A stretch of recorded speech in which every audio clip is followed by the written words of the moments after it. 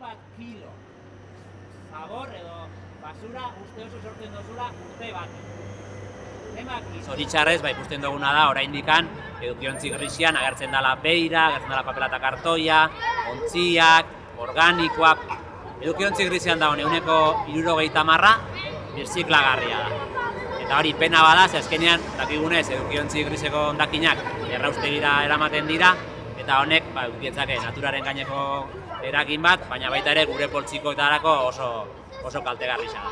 Bai, umia nik uste dute, gustatzen zaiela, oso ariketa bisuala da, eta ikusten dute, ez dela ondo banatzen zaborrak, baina nik uste dut gehien harritzen dira nahi dela irakasten. Eta banatzen dugun ontzako ikustiaz, jendeak oraindik ze botatzen daben errefusera, bada oso harritzekoa eta jende asko sorpresia ikoten. Kontenedora bolkatzen den momentuan ja ikusten da, zoritxarrez berriro ere, egon biharrez tiran gauza pilo bat topaten ditugula bertan, lehen bolkatzen danean ja beira entzuten da, adibidez, klin, esate oso.